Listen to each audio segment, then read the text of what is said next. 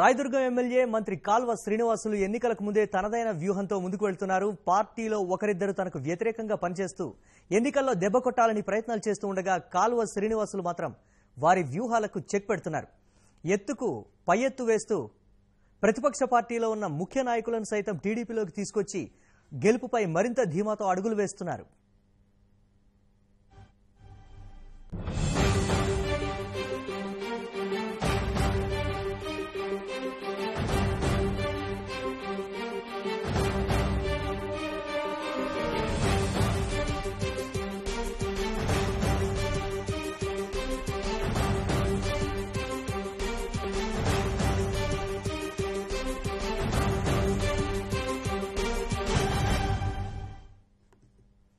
అనంతపురం జిల్లాలో రాజకీయ సమీకరణాలు వేగంగా మారుతున్నాయి. నేతల వ్యూహాలకు పదును పెడుతున్నారు.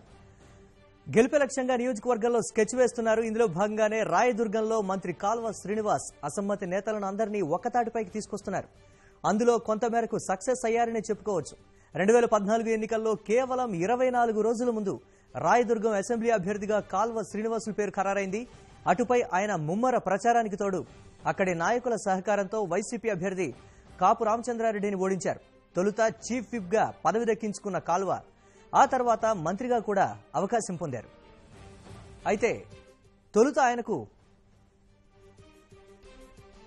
సన్నిహితంగా ఉన్న వారిలో కొందరు ఇప్పుడు ఆయనతో అంటీ ముట్టనట్లుగా ఉంటున్నారు. తమకు సరైన ప్రాధాన్యం ఇవ్వడం లేదని, ఉద్దేశపూర్వకంగా దూరంగా ఉంచుతున్నారని వారు పేర్కొంటున్నారు. అయితే వారే అన్నింటా ముందుకు రావడం లేదని మంత్రి చెప్తున్నారు. మరోవైపు ఎమ్మెల్సీ దీపక్ రెడ్డి అయితే కాల్వకు వ్యతిరేకంగా చాలా రోజుల నుంచి పనిచేస్తున్నారు. ఎలాగైనా ఈసారి కాల్వకు నియోజకవర్గంలో చెక్ పెట్టాలనే పట్టుదలతో ఉన్నారాయన. ఈ తరుణంలో మంత్రి కాల్వ శ్రీనివాసులు సైతం తనదైన శైలిలో పావులు కదుపుతున్నారు. ఇందులో భాగంగా అక్కడ గతంలో కీలకంగా ఉంటూ నియోజకవర్గంలోని పలుచోట్ల కేడర్ ఉన్న నాయకుడిని టీడీపీలోకి తీసుకొస్తున్నారు. కాంగ్రెస్ తరపున రాయదుర్గం నుంచి 3 సార్లు ఎమ్మెల్యేగా గెలిచి ఓసారి ఎమ్మెల్సీగా పనిచేసి ప్రస్తుతం వైసీపీలో ఉన్న సీనియర్ నాయకుడు పాటిల్ వేణుగోపాల్ రెడ్డిని మంత్రి కాల్వ శ్రీనివాసులు టీడీపీలోకి తీసుకొస్తున్నారు. ఇటీవల కొద్ది రోజులుగా వేణుగోపాల్ రెడ్డితో మంతనాలు జరుపుతున్నట్లు తెలిసింది. తాజాగా మంత్రి కాల్వ వేణుగోపాల్ రెడ్డి ఇంటికి అల్పాహారానికి వెళ్లారు. ఈ సందర్భంగా వేణుగోపాల్ రెడ్డి కుమారుడు అజయ్ కుమార్ రెడ్డి, సోదరుడు సదాశివరెడ్డి తదితరులతో మాట్లాడారు. బళ్ళారిలో ఉన్న వేణుగోపాల్ రెడ్డి సైతం టీడీపీలో చేరేందుకు సుముఖత వ్యక్తం చేసినట్లుగా తెలిసింది. తొలుత ఈ నెల 6న అనంతపురం జిల్లాలోని అన్ని నియోజకవర్గాలకు సంబంధించి అమరావతిలో ముఖ్యమంత్రి చంద్రబాబు సమీక్ష జరిపి అభ్యర్థులను ఖరారు చేయనున్న నేపథ్యంలో ఈరోజు వేణుగోపాల్ రెడ్డి సోదరుడు కుమారుడిని అమరావతిలో సీఎం వద్దకు తీసుకెళ్లనున్నారు. ఆ తర్వాత రాయదుర్గంలో బహిరంగ సభ నిర్వహించి దీనికి జిల్లా ముఖ్య నాయకులందరినీ ఆహ్వానించి అక్కడ వేణుగోపాల్ రెడ్డిని పార్టీలోకి తీసుకునేలా కాల్వ శ్రీనివాసులు సన్నద్దమయ్యారు. పాటిల్ కుటుంబానికి నియోజకవర్గం అంతటా కేడర్ ఉండగా ఇదంతా కలిసొస్తుందని కాల్వ భావిస్తున్నారు. మంత్రి కాల్వకు చెక్ పెట్టాలనుకుంటే ఆయన మరింత పాతుకుపోయేలా వ్యూహాలు రచిస్తున్న తరుణంలో అసమ్మతి వర్గీయులు ఏం చేస్తారనేది ఆసక్తికరంగా మారింది. ఇక్కడ ఎమ్మెల్సీ దీపక్ రెడ్డి వచ్చే ఎన్నికల్లో ఏం చేస్తారనేది అక్కడి టీడీపీ శ్రేణుల్లో చర్చనీయాంశంగా మారింది. అలాగే కొంతకాలంగా మంత్రితో అంటీ ముట్టనట్లు ఉంటున్న మాజీ ఎమ్మెల్సీ మెట్టు గోవింద్ రెడ్డి సైతం ఏం చేయనున్నారన్నది కూడా ఆసక్తికరంగానే మారింది. ఆయన వైసీపీలోకి వెళ్తారని కాపు రామచంద్రారెడ్డి ఆ పార్టీ పెద్దల నుంచి ఆహ్వానం ఉందనే ప్రచారం జరుగుతోంది. అయితే టీడీపీలో సీనియర్ నాయకుడిగా ఉండి ఇప్పుడు వైసీపీలోకి వెళితే అక్కడ జూనియర్ అవుతారని కొందరు సూచిస్తున్నట్లు తెలిసింది. దీంతో మెట్టు వెనక్కి తగ్గినట్లు తెలుస్తోంది. అయితే గోవింద్ రెడ్డి, పాటిల్ వేణుగోపాల్ రెడ్డి, దీపక్ రెడ్డి అందరినీ పార్టీలోకి తీసుకురావడం కొంతమేరకు మంత్రి సక్సెస్ అయ్యారని చెప్పొచ్చు. ఎలక్షన్స్ దగ్గర పడే కొద్దీ నియోజకవర్గంలో అసమ్మతి లేకుండా చూసుకున్న మంత్రి వీరందరూ కలిసి పార్టీకి పనిచేస్తే గెలుపు నల్లేరు మీద నడకే అని రాయదుర్గం ప్రజలంటున్నారు. సో 2019 ఎలక్షన్స్ తెలుగుదేశం మరోసారి జెండా ఎగురవేయడం ఖాయమని మంత్రి ధీమా వ్యక్తం చేస్తున్నారు. దీనికి సంబంధించి ఓవరాల్ అప్డేట్స్ మా ప్రతినిధి రామాంజనేయులు అందిస్తారు. రామాంజనేయులు, ఏ విధంగా ఉండబోతోంది రాయదుర్గం నియోజకవర్గంలో? రాజకీయ సమీకరణాలు ఎప్పటికప్పుడు కూడా మారుతూ ఉన్నాయి. ఏ విధంగా ఉన్నాయి అప్డేట్స్? మురళి, అనంతపూర్ జిల్లా అంటే తెలుగుదేశం పార్టీ అంటే అనంతపూర్ జిల్లా అని చెప్పుకోవచ్చు. గతంలో అన్ని ఎలక్షన్లు చూసినా కూడా 14 సీట్లకు గానీ గతంలో 2014 ఎలక్షన్ లో 12 సీట్లు కైవసం చేసుకున్నారు. అదే ప్రతిపక్ష పార్టీ నుంచి వైసీపీ నుంచి కదిరి నియోజకవర్గం అత్తర్ చాంద్ భాష చేరి ఇప్పుడు మొత్తం ప్రజెంట్ 13 సీట్లతో సిట్టింగ్ ఎమ్మెల్యే అధికార పార్టీ తెలుగుదేశం పార్టీ వాళ్ళు ఎమ్మెల్యేలుగా కొనసాగుతున్నారు. అందులో విధంగా ఈ నెల 6వ తారీఖు చంద్రబాబు సమక్షంలో మొత్తము జిల్లా నియోజకవర్గం వైజు పార్లమెంటు అభ్యర్థుల్ని అలాగే 14 శాసనసభ అభ్యర్థుల్ని 6వ తారీఖు మొత్తం రివ్యూ నిర్వహించున్నారు. అప్పుడు 6వ తారీఖు అభ్యర్థుల్ని ఎవరు గెలుపు గుర్రాలు అనే ఒక సీల్ కవర్ లో మొత్తం అభ్యర్థి డేటా కూడా తెప్పించుకొని ఒక నియోజకవర్గానికి సిట్టింగ్ ఎమ్మెల్యేతో పాటు వివిధ లోకల్ లీడర్స్ అలాగే మున్సిపల్ చైర్మన్లు ఇది పూర్తిగా ఒక 50 మందితో నియోజకవర్గం వైజ్ రివ్యూ నిర్వహించున్నాడు. ఆ రివ్యూ నిర్వహించట్లో దాంట్లో ఎలాంటి రిజల్ట్ వస్తాయని కూడా మొత్తము అనంతపూర్ జిల్లా సిట్టింగ్ ఎమ్మెల్యేలు 13 మంది ఎమ్మెల్యేల్లో ఒకటే టెన్షన్ పట్టుకోయింది. అంటే ఎవరు ఈ కింద క్యాడర్ ని సరైన చూడలేదని అంటే అనంతపూర్ జిల్లాలో గత 3-4 రోజుల నుంచి చూసుకుంటే అంటే టికెట్లు ఇంకా ప్రకటిస్తారు అనే అధినేత ప్రకటిస్తారు అనే కోణంలో వ్యతిరేకత అయితే పావులు కలిసి ఒక 4-5 నియోజకవర్గాల్లో ఇప్పటికే సిట్టింగ్ ఎమ్మెల్యేల పైన స్వరం వినిపిస్తున్నారు. ఈ సిట్టింగ్ ఎమ్మెల్యేకి అభ్యర్థికి మళ్ళీ 2019లో టికెట్ కేటాయిస్తే మాత్రం మేము సపోర్ట్ చేయము, ఈ ఎమ్మెల్యేతో మేము మా పనులు కావు, అదేవిధంగా తెలుగుదేశం పార్టీకి క్యాడర్ కి దెబ్బతింటుంది. అంటే ఈ గత 5 సంవత్సరాల నుంచి ఎమ్మెల్యే ఎవరిని అయితే తెలుగుదేశం క్యాడర్ ని సక్రమంగా వ్యవహరించలేదు, కొన్ని అవినీతికి కూడా పాల్పడ్డారు. అంటే తెలుగుదేశం పార్టీ పరువు పోతుంది, ప్లస్ ఈ సిట్టింగ్ ఎమ్మెల్యేకి మళ్ళీ ఇస్తే గెలుపు కష్టమే అని అంటే అధినేతతో స్వయాన చెప్పే విధంగా కింద క్యాడర్స్ అయితే రెడీగా ఉన్నారు. అయితే ఈ 2-3 రోజుల నుంచి మాత్రం మొత్తం కళ్యాణదుర్గం కానీ ఇట్లా సింగనమల్ల కానీ లేకపోతే రాయదుర్గంలో కానీ అంటే ఎవరికి వాళ్ళు పావులు కదుపుతున్నారు. ఇదే మంచి తరుణం మాకు, ఈ తరుణంలో అధ్యక్షుని దగ్గరికి తీసుకుపోయి చెప్తే అభ్యర్థిని మారిపోయచ్చు, మనకు అనుకూలంగా ఉన్న అభ్యర్థికి టికెట్ ఇస్తే ఈజీగా గెలవచ్చు అనే ధీమాతో కింద క్యాడర్స్ అయితే వ్యక్తం చేస్తున్నారు. దీంట్లో భాగంగా మన రాయదుర్గంలో హనుమంతరాయ్ చౌదరి మీద బాహటంగా ర్యాలీలు తీశారు, ఎమ్మెల్యే మాకొద్దు అని. అదే కోణంలో మంత్రి కాలువ శ్రీనివాస్ కూడా నియోజకవర్గం రాయదుర్గంలో కొంత అసమ్మతి నెలకొని ఉండే, అంటే బీసీ సామాజిక వర్గంకి ఇవ్వాలి అనే కోణంలో కూడా కొంతమంది సీరియల్ నాన్ లోకల్ అనే పదం తీసుకొచ్చారు. ఆ విధంగానే అంటే ఎమ్మెల్యే మంత్రి వ్యూహాత్మకంగానే గత 3 నెలల నుంచి అంటే నియోజకవర్గంలో ఎవరైతే అభ్యర్థులు కాలువ శ్రీనివాస్ కి వ్యతిరేకంగా ఉన్నారో, మంత్రికి వ్యతిరేకంగా పనిచేసే వాళ్ళని బుజ్జగించి పార్టీలో ఏదైతే దీపక్ రెడ్డి ఇప్పుడు మనం చెప్పుకున్నట్ల మెట్ట గోవిందరెడ్డి గాని దీపక్ రెడ్డి గాని వీళ్ళు ఇద్దరు బాహాటంగానే మంత్రి మీద అలిగేషన్ చేశారు. గత 2 సంవత్సరాల కింద లాస్ట్ 6 నెలల కిందట 1 year కిందట కూడా ఈ దీపక్ రెడ్డి అనే పూర్తిగా మంత్రి నాకు సహకరించట్లేదు, కాలువ శ్రీనివాస్ ఒంటెద్దు పోగొడిపోతున్నారు అనే బాహటంగానే కూడా దీపక్ రెడ్డి అలిగేషన్ పెట్టాడు. అయితే దీపక్ రెడ్డితో సర్దుకొని మంత్రి ఎలక్షన్ దగ్గర పడే కొద్దీ ఏదైతే రాయదుర్గంలో అసమ్మతి లేకోకుండా నేతలను ఒకటే తాటికిపై తీసుకురావడానికి అని సక్సెస్ అయ్యాడని చెప్పుకోవచ్చు మురళి. అంటే గతంలో ఈ దీపక్ రెడ్డి మెట్టు గోవింద్ రెడ్డి వ్యవహరిస్తున్న తీరుని వాళ్ళని బుజ్జగించి అంటే ఏ పనులు అంటే పూర్తిగా మంత్రి పిలిపించుకొని వాళ్ళకున్న అడ్డంకులేంటి విధి విధానాలు ఏంటి అని పూర్తిగా అంటే మాట్లాడి వాళ్ళ ప్రాబ్లమ్స్ అన్ని సాల్వ్ చేసినట్టు కూడా కనిపిస్తుంది. అదే విధంగా ప్రధానంగా ఇంకోటి చెప్పాలనుకుంటే పాటిల్ వేణుగోపాల్ రెడ్డి అని చెప్పుకోవచ్చు. పాటిల్ వేణుగోపాల్ రెడ్డి కాంగ్రెస్ సీనియర్ లీడర్, అదేవిధంగా రాయదుర్గంలో 2 సార్లు ఎమ్మెల్యే గాను ఎమ్మెల్సీ గాను గెలుపొందాడు. పాటిల్ వేణుగోపాల్ రెడ్డిని మాత్రం పార్టీలోకి తీసుకొచ్చారు అనే ప్రచారం జరిగింది. ఇది మాత్రం కాలువ శ్రీనివాస్ ఒక పెద్ద అచీవ్మెంట్ అనుకోవచ్చు. అంటే కాలువ శ్రీనివాస్ ఈ రోజు రేపు ఏదైతే ముఖ్యమంత్రి చంద్రబాబు సమక్షంలో అనంతపూర్ రివ్యూ నడుస్తుందో ఆ రివ్యూలో కూడా పాటిల్ వేణుగోపాల్ రెడ్డి కుమారుడు అజయ్ కుమార్ రెడ్డి, అదే పాటిల్ వేణుగోపాల్ సోదరుడు ఉన్నాడు, వాళ్ళిద్దరిని ముఖ్యమంత్రి అమరావతికి తీసుకెళ్లి ముఖ్యమంత్రి సమక్షంలో కండువాల మార్పియాత్మక పార్టీకి పరిచయం చేయాలనుకుంటాడు. అదే విధంగా అక్కడి నుంచి మొత్తం ఈ ముఖ్యమంత్రి సమక్షంలో జరిగిన తర్వాత రాయదుర్గంలో ఏదైతే ఉందో ఒక పెద్ద సభ పెట్టి జిల్లా వైజ్ నేతలందరినీ రాయదుర్గంలో పిలిపించేసి ఒక భారీ బహిరంగ సభ పెట్టాలని ఒక మంత్రి అయితే ప్లాన్ చేశాడు. అంటే ఇప్పటికైతే రాయదుర్గంలో ఎదురు లేదని చెప్పవచ్చు మురళి. అంటే ఈ మొత్తం ఈ 3 నేతలు ఎవరైతే ఉన్నారో బలమైన క్యాడర్, దీపక్ రెడ్డి గాని మెట్టు గోవింద్ రెడ్డి గాని అదే వేణుగోపాల్ రెడ్డి పాటిల్ వేణుగోపాల్ రెడ్డి, ఈ 3 తోడైతే మాత్రం అటు ప్రతిపక్ష నేత కాపు రామచంద్ర రెడ్డికి ఓటమి ఇప్పుడే అంగీకరించొచ్చని చెప్పొచ్చు. అక్కడ ప్రజలు కూడా మొత్తం రాయదుర్గం పట్టణ ప్రజలు కూడా అంటున్నారు. అంటే ఈ వేణుగోపాల్ రెడ్డికి ఇటు డిఆర్ఎల్ మండలం గాని లేకపోతే రాయదుర్గం నియోజకవర్గం రూరల్ లో గాని మంచి పట్టు ఉంది. పూర్తిగా 2-3 మండలాలు సాధించి వాళ్ళు ఈ ఏదైతే వేణుగోపాల్ రెడ్డి ఇలాంటి కీలకమైన వ్యక్తిని టీడీపీ పార్టీలోకి తీసుకురావడంలో మంత్రి సక్సెస్ అయ్యారని చెప్పుకోవచ్చు మురళి.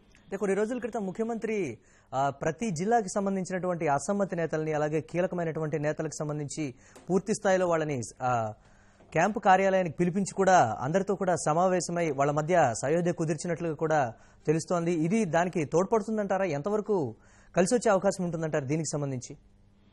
మురళి ఖచ్చితంగా కలిసి వచ్చిన అంశం అని చెప్పుకోవచ్చు. అంటే ఇది ఈ రోజు చేసినది కాదని చెప్పుకోవచ్చు. మంత్రి అంటే కాలువ శ్రీనివాస్ గత 6 నెలల నుంచి ఈ ఎలక్షన్ దగ్గర పడే కొద్ది 6 నెలల నుంచి పావులు గదిపాడు.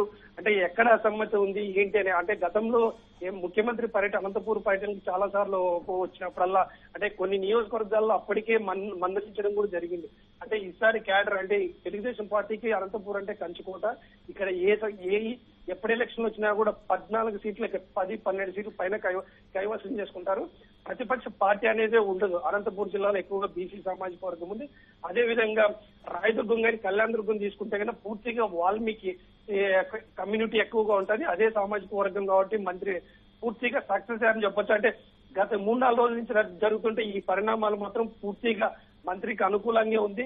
ఇది మాత్రం ఈ 6వ తారీఖు మాత్రం ముఖ్యమంత్రి సమక్షంలో ఈ పార్టీలు వేణుగోపాల్ రెడ్డి గారు లేదంటే వీళ్ళంతా ఇదైపోతే కన్నా ఓకే అనిపించుకుంటే కన్నా ఇంకా పూర్తిగా ఎదరలేదని చెప్పవచ్చు. మురళి అయితే జిల్లాలో పార్టీలో ఉన్నటువంటి అంతర్గత విభేదాలను పరిష్కరించడంలో మంత్రి కాలువ శ్రీనివాస్ సక్సెస్ అయ్యారు. ఖచ్చితంగా కూడా ఎన్నికలకి ఇది ప్లస్ అవుతుందని నియోజకవర్గంలో ఉన్నటువంటి కొంతమంది నేతలు చెప్తున్నటువంటి పరిస్థితి, అది ఎంతవరకు దానికి సంబంధించి? అంటే మురళి అంటే ఒక కాలువ శ్రీనివాస్ తెలుగుదేశం పార్టీలో ఒక సీనియర్ నాయకుడు అని చెప్పుకోవచ్చు. అందులో ఒక క్రమశిక్షణ ఉన్న నేత అని చెప్పుకోవచ్చు. అంటే అదే విధంగా ఏ సమస్యలు వచ్చినా కూడా పరిష్కారం దిశగానే తీసుకెళ్తాడు. దాన్ని కాంట్రవర్సీగా చేయడు. ప్లస్ ఒక సున్నితంగా ఎక్కడ చెక్ పెట్టాలి అనే ఒక నేతను కూడా చెప్పొచ్చు. అదేవిధంగా ఈ 4-5 రోజుల నుంచి తీవ్ర పరిణామాలు జరుగుతున్నాయి జిల్లాలో. అంటే ఒకరికి ఒకరు తెలుగుదేశం పార్టీలోనే బాహిర్యంగా బాహ్యబాహ్యులు అంటే గొడవలు మొత్తం ప్రత్యక్షంగా సిట్టింగ్ ఎమ్మెల్యేలకి వ్యతిరేకంగా నినాదాలు చేస్తున్నారు. వాళ్ళందరికీ సరిదిద్దడం అంటే సర్ది చెప్పడంలో కూడా మంత్రి ఒక రకంగా సక్సెస్ అని చెప్పుకోవచ్చు. అంటే ఏ సమస్య వచ్చినా కూడా కాలువ శ్రీనివాస్ పరిష్కరిస్తాడు. దాన్ని నేతల్ని అంటే కింద క్యాడర్ నుంచి ఒక ఎమ్మెల్యే వరకు మొత్తం చక్కబెట్టగలడు అనే ఒక ముఖ్యమంత్రికి అయితే ఒక కాన్ఫిడెన్స్ ఉంది. అంటే జిల్లాలో కాలువ శ్రీనివాస్ అంటే పార్టీలో కూడా విధి విధానాలు మొత్తం పూర్తిగా తెలుగుదేశం పార్టీకి ఎలాంటి ఆపద వచ్చినా కూడా మొత్తం ధైర్యంగా ఎదుర్కోగలడు నేత కూడా అనే పేరుంది కాలువ శ్రీనివాస్ కి. అదేవిధంగా జిల్లాలో జరుగుతున్న ఈ పరిణామాలన్నీ క్షుణ్ణంగా పరిశీలించి కాంట్రవర్సీకి పోకోకుండా అంటే పార్టీకి ఏదైతే మంచి జరుగుతుందో దాన్ని మాత్రమే పరిగణలోకి తీసుకొని పూర్తిగా నేతలను అయితే ఒక తాటి మీదకి తీసుకురాగలడు అనే కాన్ఫిడెన్స్ అయితే. అంటే ఇప్పుడు 2019లో మొత్తం రాయదుర్గంలో గతంలో టీడీపీ తెలుగుదేశం ప్రభుత్వం ఎమ్మెల్యేల్లో బెస్ట్ పర్ఫార్మెన్స్ కూడా మొత్తం రాయదుర్గము అండ్ ధర్మవరం అని చెప్పుకోవచ్చు. అంటే ప్రజల్లో కూడా పూర్తిగా భిన్న టాక్ ఉంది. అంటే ఫస్ట్ ఏదైతే 2019 ఎలక్షన్ లో గెలుపు గుర్రాలంటే కింద కాలువ శ్రీనివాస్ మంత్రిని చెప్తున్నారు మురళి. అంటే ఆయన చేసిన పనులు అభివృద్ధి పనులు కానీ ప్రధానంగా రాయదుర్గంలో సక్సెస్ కావడానికి మంత్రి ఒక ప్రధానంగా హంద్రీని జలాలు తీసుకొని వెళ్ళడానికి ఒక సక్సెస్ అనే చెప్పుకోవచ్చు. ఎప్పుడైతే ఈ కళ్యాణదుర్గం కానీ రాయదుర్గం కానీ ఎడారిగా మారిపోతున్న తరుణంలో మినిస్టర్ అంటే గతంలో ప్రభుత్వ చీఫ్ విప్ గా పనిచేసినప్పుడు రాయదుర్గంలోనే ఎక్కువగా ఫోకస్ చేసి అంటే రాయదుర్గం జిల్లా ఎడారిగా మారిపోతుంది అని పూర్తిగా అనేక కథనాలు మొత్తం ఇండియా వైజ్ కూడా కొంచెం ఎడారి తెప్పలు పడుతున్నాయి, ఈ ఇసుక తెప్పలు ఉన్నాయి, పూర్తిగా కనుమరుగు అవుతుంది రాయదుర్గం అనే ప్రాంతాన్ని ఈ రోజు మొత్తం సస్యశ్యామలు చేయడానికి సస్యశ్యామలు కావడానికి ప్రధాన కారణం ఏంటంటే మంత్రి కాలువ శ్రీనివాస్ అని చెప్పుకోవచ్చు. బీటీ ప్రాజెక్టుకి అంటే ఎన్ని వ్యతిరేకతలు వచ్చినా కూడా మంత్రి పట్టుదలతో బీటీ ప్రాజెక్టు అంటే భైరవాని తిప్ప ప్రాజెక్టు శాంక్షన్ చేయించుకోవాలి 900 కోట్లతో. అది ఒక ప్రభుత్వం మళ్ళీ నెక్స్ట్ తెలుగుదేశం ప్రభుత్వం వచ్చిందంటే కన్నా కంటిన్యూగా అంటే రాయదుర్గం ప్రజలకి సస్యశ్యామలు చేయడానికి ఎలాంటి సందేహం లేదు. ఆ బీటీ ప్రాజెక్టు కూడా పూర్తిగా ఇప్పటికే 70-80% పనులు పూర్తయ్యాయి. ఆ పనులు కంప్లీట్ అయిపోయి బీటీ ప్రాజెక్ట్ లో వాటర్ వస్తే అంటే ఇంకా తెలుగుదేశం ప్రభుత్వంకి ఒక రాయదుర్గం కంచుకోట అని చెప్పొచ్చు. అది కూడా కాలువ శ్రీనివాస్ సొలవ వల్లే జరిగిందని ఇంత సక్సెస్ అయిందని మనం చెప్పుకోవచ్చు మురళి. అంటే గతంలో ఏదైతే ప్రతిపక్ష నేత కాపు రామచంద్రారెడ్డి పైన 2014 ఎలక్షన్ లో కూడా 24 రోజులు మాత్రమే కాలువ శ్రీనివాస్ అభ్యర్థులు ప్రకటించేసి అంటే విత్ ఇన్ తక్కువ బీడ్ లోనే 1800 స్వల్ప మెజారిటీ గెలిచాడు. ఆ స్వల్ప మెజారిటీ గెలిపించినందుకు ప్రజలకు రాయదుర్గం ప్రజలకు నా సహకారం వాళ్ళకి నన్ను ప్రజలు ఒక ప్రజాప్రతినిధిగా ఎంచుకున్నందుకు వాళ్ళకు రుణం తీర్చుకోవాలని అంటే రాయదుర్గం ప్రజల్ని కరువు కాటకాలతో నుంచి ఈ రోజు సస్యశ్యామలు చేశాడు అని చెప్పుకుంటారు ప్రజలు. కాబట్టి మళ్ళీ మరొకసారి కూడా ఇప్పుడు ఈ ముగ్గురు నేతలు ఏదైతే మనం చెప్పుకుంటున్నామో పాటిల్ వేణుగోపాల్ రెడ్డి కానీ, దీపక్ రెడ్డి కానీ, అదే మెట్టి గోవింద్ రెడ్డి, ఈ ముగ్గురు ఇంటర్నల్ గా పనిచేస్తే మాత్రం పరోక్షంగా ప్రతిపక్ష నేత కాపు రామచంద్ర రెడ్డి ఓడిపోయినారని చెప్పుకోవచ్చు. అదేవిధంగా భారీ మెజారిటీతో కూడా గెలుస్తారని ప్రజలు చెప్తున్నారు. మురళి, అయితే నియోజకవర్గంలోనే ఉంటూ పార్టీలో కొంతమంది పార్టీకి వ్యతిరేకంగా పనిచేస్తున్నారనేటువంటి నివేదికలు కూడా ఇటీవల వచ్చినట్లుగా కూడా సమాచారం అందుతోంది. ఏ విధంగా వీటిని పరిష్కరించి ముందుకు వెళ్లే అవకాశం ఉంటుందంటారు కాల్వ శ్రీనివాస్? అదే గతంలో అయితే మన మురళి అయితే ఏదైతే ప్రధానంగా అలిగేషన్ ఎమ్మెల్సీగా ఉన్న దీపక్ రెడ్డి అయితే పూర్తిగా మంత్రి మీద బాగా వ్యతిరేకత రిపోర్ట్లు కూడా ఇచ్చారని చెప్పుకోవచ్చు. మీరు అన్నట్ల అంటే దీపక్ రెడ్డికి ఏ సమస్యలు ఉన్నాయి, మాకు మంత్రిగా ఉన్నాడు కానీ అధికార పార్టీలో ఉండి కూడా మాకు ఏమీ చేయట్లేదని అంటే పరోక్షంగా అయితే జడ్పీ సమావేశంలో కానీ లేకపోతే వివిధ వేదికల మీద అంటే మంత్రి మీద అలిగేషన్లు అయితే తీసుకొచ్చాడు. పూర్తిగా అంటే మంత్రి వన్ సైడే పనిచేస్తున్నాడు, మమ్మల్ని ఏం పట్టించుకోవట్లేదు, నేను ఒక అధికార పార్టీ ఎమ్మెల్సీ ఉన్నా కూడా కన్సల్ట్ చేయట్లేదు, ప్రతి పనిలోనూ పక్కన పెడుతున్నారు అనే పోగడే ఇదైతే వినిపించేది. దాన్ని కొత్త అంటే ఎలక్షన్లకు 6 నెలల ముందు 1 year నుంచి ఈ గొడవలకి ఏదైతే ఉన్నాడో మంత్రి కాలువ శ్రీనివాస్ దానికి పూర్తిగా విరుద్ధము. తన పని తను చేసుకుంటూ వెళ్ళిపోతుంటాడు. అదేవిధంగా వేరే పనుల్లో తల దూర్చుడు అనే ఇదైతే మొత్తం ఆంధ్రప్రదేశ్ లో మంత్రి కాలువ శ్రీనివాస్ ఉంది. ఆ నేపథ్యంలో ఏదైతే దీపక్ రెడ్డి అలిగేషన్ చేశాడో దీపక్ రెడ్డిని స్వయాన దీపక్ రెడ్డిని పిలిపించుకొని ఆ ప్రాబ్లమ్స్ అన్ని సాల్వ్ చేశాడని చెప్పుకోవచ్చు. ఇంకోటి మెట్టి గోవింద్ రెడ్డి కూడా టికెట్ కి పోటీ పడుతున్నారు. మెట్టి గోవింద్ రెడ్డి కాపు సామాజిక వర్గము మాకే ఇవ్వాలి అనే కోణంలో కూడా గతంలో ఒక 1 year బ్యాక్ పావులు కదిపారు. అంటే మెట్టి గోవింద్ రెడ్డిని కూడా మన స్వయాన ఒక 15 రోజుల కిందట అల్పాహారానికి పిలిచి మంత్రే స్వయాన అల్పాహారానికి పిలిచి ఆయనకి విందిచ్చి ఏంటి సమస్యలు ఉన్నాయి నియోజకవర్గంలో అని పూర్తిగా మెట్టి గోవింద్ రెడ్డిని కూడా ఒక దారికి తెచ్చాడు. అదే మెట్టి గోవింద్ రెడ్డి అధికార ప్రతిపక్ష పార్టీ వైసీపీలోకి వెళ్తాడు అనే ఒక టాక్ కూడా వినిపించింది. అయితే వైసీపీలోకి వెళ్తే కాపు రామచంద్ర రెడ్డి జూనియర్ ప్లస్ మెట్టి గోవింద్ రెడ్డి అనే రాజకీయ చాలా సీనియర్, అక్కడ ఆ పార్టీలో నేను ఇముడు లేను అని ఒక స్టెప్ అయితే వెనక్కి తగ్గినట్టుంది. ఆ స్టెప్ ని క్యాచ్ చేసి అంటే ఏదైతే కాలువ శ్రీనివాస్ మంత్రి ఆ మెట్టి గోవింద్ రెడ్డికి ఒక హామీ ఇవ్వడం జరిగింది, అన్ని రకాలుగా ఆదుకుంటుంది తెలుగుదేశం ప్రభుత్వం వస్తే. అంటే వచ్చే ఇది కూడా మన ప్రభుత్వమే, మీకు ఎలాంటి ఇబ్బందులు కలగవు, అంతా కలిసిమెలిసి పనిచేద్దాము అనే కోణంలో చెప్పడంతో మెట్టి గోవింద్ రెడ్డి కూడా వైసీపీలకు ఏదైతే చేస్తాననుకున్న బ్యాక్ డ్రాప్ అయిపోయి ఇప్పుడు అదే తెలుగుదేశం ప్రభుత్వంలోనే కంటిన్యూ కొనసాగే అవకాశాలు ఉన్నాయి. ప్రధానంగా అయితే ఈ ముగ్గురు వ్యక్తుల కింద ఈ తెలుగుదేశం ప్రభుత్వం కింద పనిచేస్తే కాలువ శ్రీనివాస్ మంత్రి కాలువ శ్రీనివాస్ గెలవడం తథ్యమే. Murali, okay, thank you Ramanjaneyulu.